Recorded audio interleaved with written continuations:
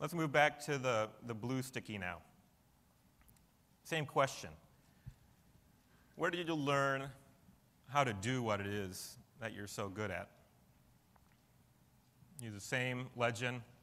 Again, in some empty space, write that letter in and circle it.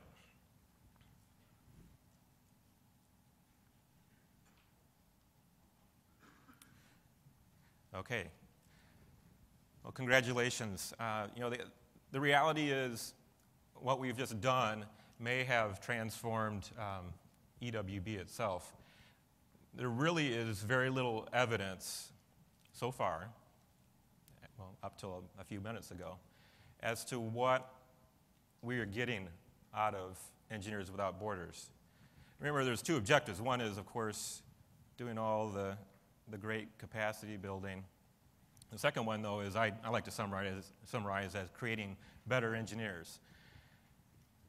And while we have those goals, the information, the evidence to those outcomes still slow in coming, particularly on a large scale.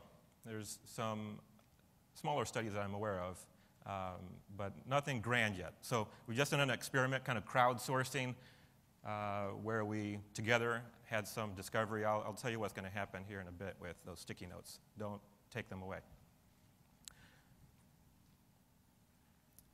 All right, so here's what's going to happen.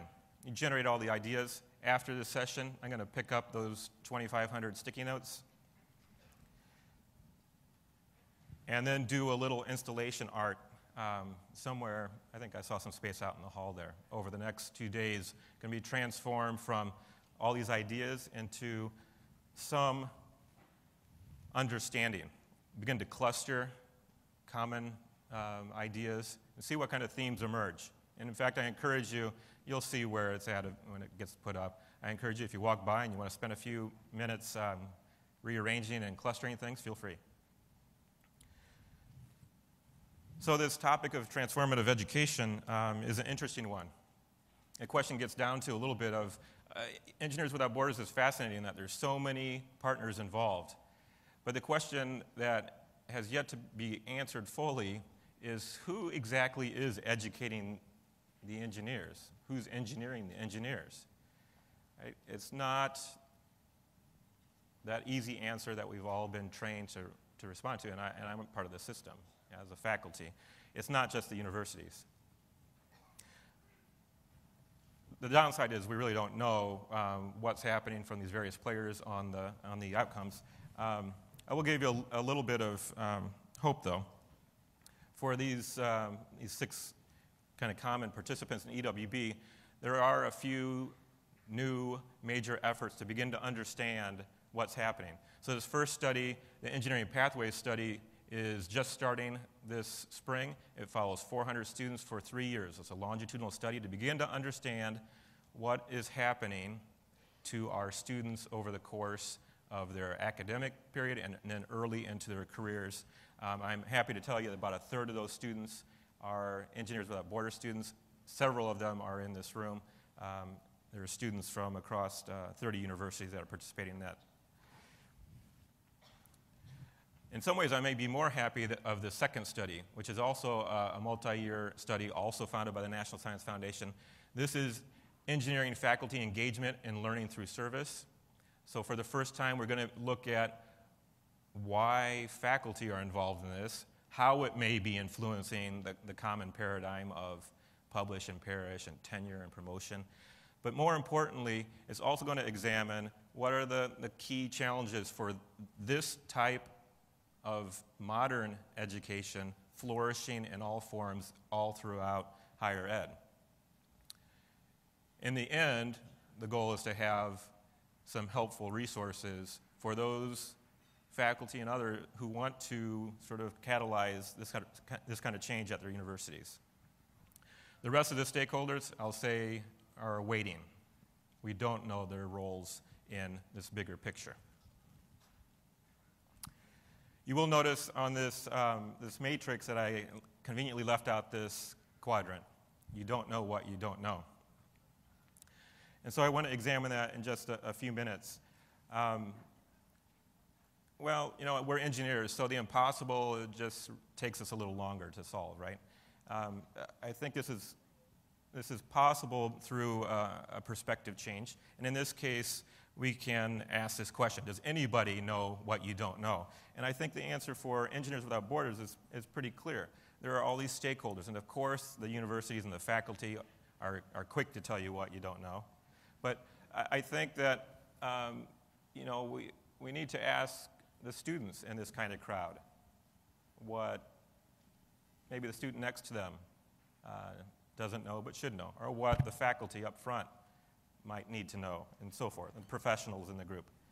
And then all these other stakeholders. What do the professionals think? What do the communities think? What do our other partners, non-government, government? And what about EWB itself? They must have some thought on this. So the next question becomes, what exactly do they want you to know? And, well, there is a bit of a list. You're probably aware of accreditation, and this list here in purple are some of the things that the accreditation agencies of engineering programs wants all these modern engineers to have. But there's more than that. Over the years, what's happened is additional organizations have piled on, and this has kind of culminated in a lot of outcomes that people are still trying to define exactly what some of these words mean.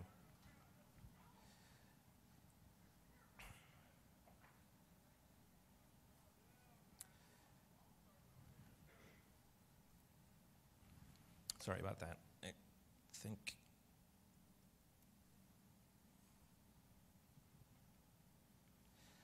don't think the projector likes my animation. I'm sorry.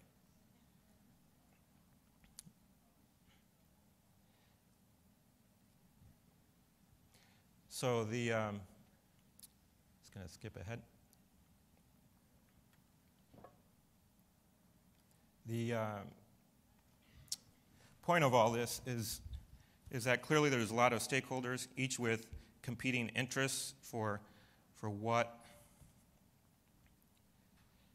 you all should, what we all should be having. So, as a competency, I would ask, what would those lists look like if they weren't just created for engineering, but also maybe a second list for the kinds of engineers who are involved in EWB?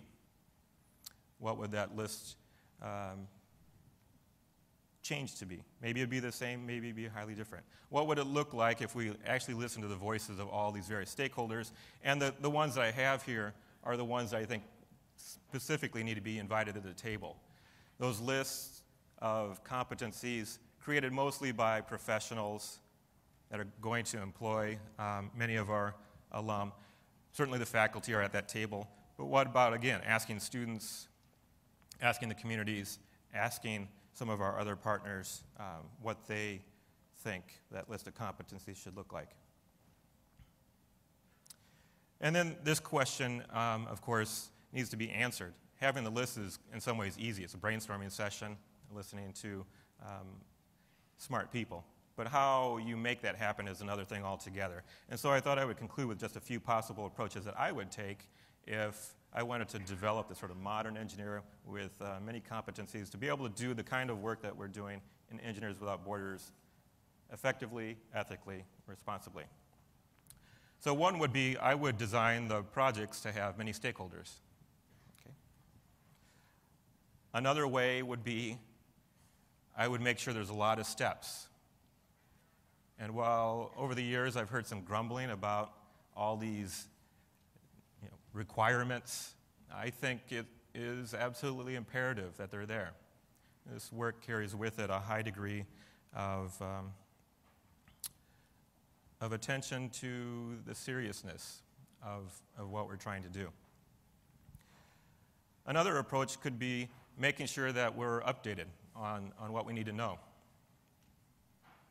And so maybe you could develop a workshop series. All right, so those ideas I've kind of, well, they're already in place. So I thought I should probably try to create one that is maybe pushing the boundary. So let me throw out that I think one challenge with the kind of work we're doing is that There are all these stakeholders. Each one has a different opinion, and maybe nobody in the middle, no integrator, nobody that sees the big picture. Could we create an EWB accredited professional that has the sensitivity to all these stakeholders through training, through experience, to be able to be at the center of the action, so to speak, make sure that it's done appropriately? The nice thing about this is it could be any one of us in this room, wouldn't be relegated to some professional level. So the end would be some true representation of what all those stakeholders need and what they might benefit from such training. So, year 10 is ahead of us. I'm looking forward to where we're going to be at that point. I think while we clearly hear a lot about the projects and the benefits they're doing to the communities, I have a feeling that in year 10, what we're truly going to be seeing for the first time is real evidence to the impact on what I think is probably our biggest contribution, and that is to us, all of us in this room, people in our chapters, and how we're transforming the nature of engineering and the work we do. So with that, I wanted to end with the title slide because there's obviously a lot of definitions of what this could be. It might be that transformative education has something to do with awareness and humility and habit and conquering the impossible. But it may be something much more simple. And it might be simply that transformative education is taking what you know and making something wonderful from it. And in my mind, there's no group that does that better than Engineers Without Borders. So thank you for all of the great contributions you're making, and have a wonderful conference.